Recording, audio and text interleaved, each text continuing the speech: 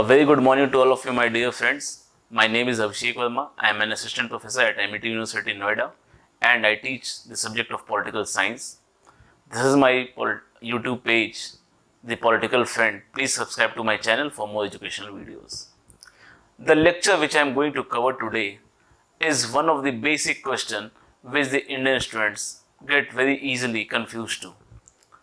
The Indian Constitution and the political framework on which our country runs.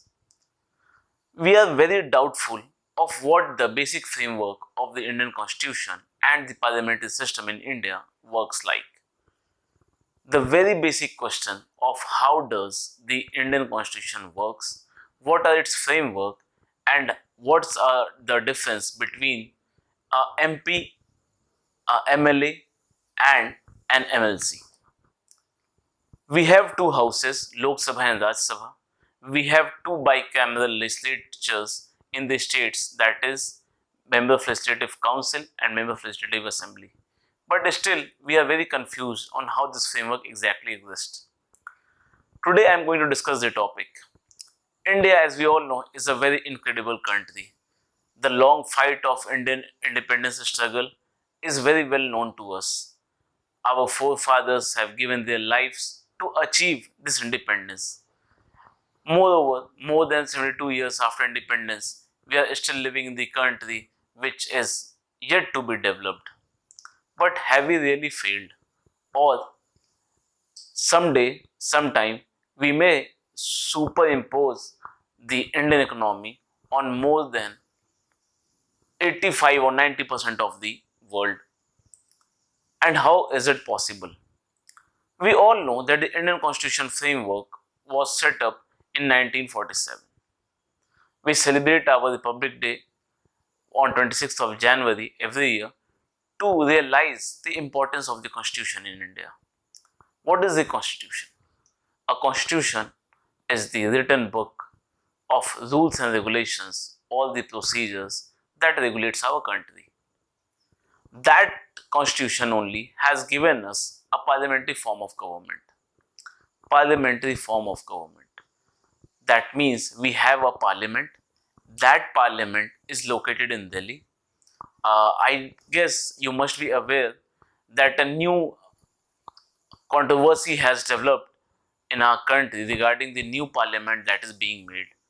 Anyways, that is a second topic. We will have a discussion, a lecture on that topic also in complete detail on some other day.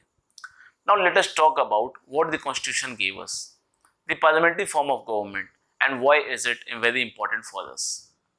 India is a federal structure, a federal country that has two houses, the Lok Sabha and the Raj Sabha.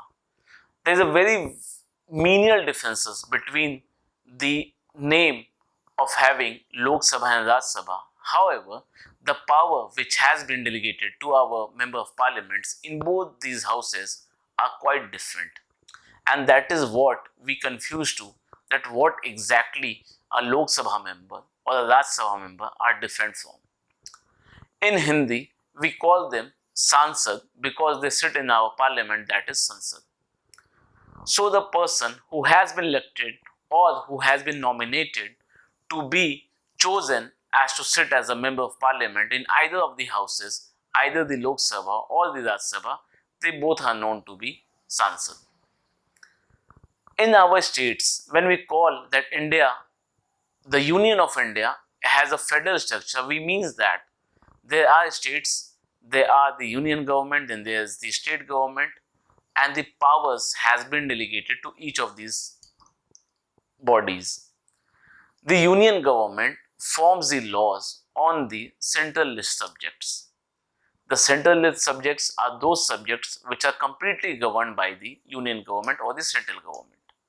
However, when we talk of federalism, India have a federal structure in which the states are also given some of the subjects that they are completely responsible to. These state subjects are completely decided by the state governments of the respective states. But does this list of state list and the central list coincide somewhere? Yes, there is also a possibility of the concurrent list where the state list and the subject and the subject which are listed in the union list, they both coincides, and the state and the union government combined together to form laws, and that the union ministers make the laws and frame the laws that has to be complied by the states also. So there are three kinds of subjects which we read, that is the central list subjects, the state list subjects, and the concurrent list subject.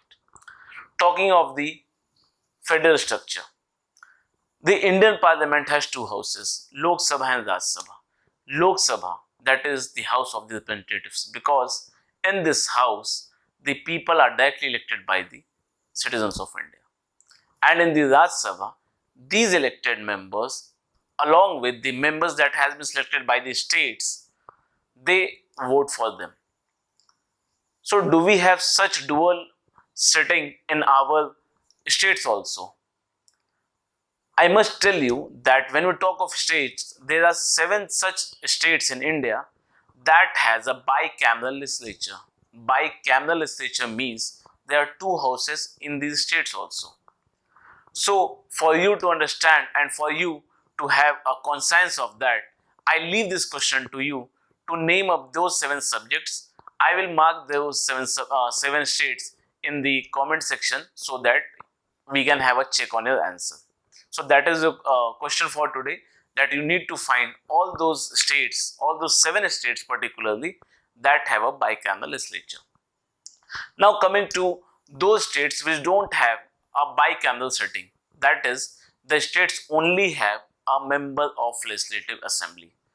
Those who sit in this legislative assembly of the states, the place where the CM along with his council of ministers and then the elected representatives, those are called the MLAs, or in Hindi we better know them as to be Vidhayak. But in the states where we have a bicameral legislature, we have 2 kind of sittings. The first one is MLA and the second one is MLC, Member of Legislative Council. So Member of Legislative Assembly along with Member of Legislative Council, they form the government and they only make the laws. So there is a possibility that in some of the states, the party which is in power in the Legislative Assembly are not in power in the Legislative Council. So that is another issue, but yes, to make you aware that both of these members who are either sitting in the Legislative Assembly or the Legislative Council, they both are called Vidhayaks in Hindi. And similarly, the members who are sitting in the Parliament, either they are the member of the Lok Sabha or the Raj Sabha, they are called the Sansads. So there are such bicameral legislature in our country, a system of federalism. Coming in the next section, we will deal with the parliamentary setup. How does we have the differences between the 3 kind of setups that has been given to us by the Constitution. In the first one, we will deal with this legislature, then we will deal with the executive, and third and foremost, the pillar of the Constitution, that is the judiciary. So, hope to see you soon. Please subscribe to my channel and get the latest updates for the educational videos. Thank you very much.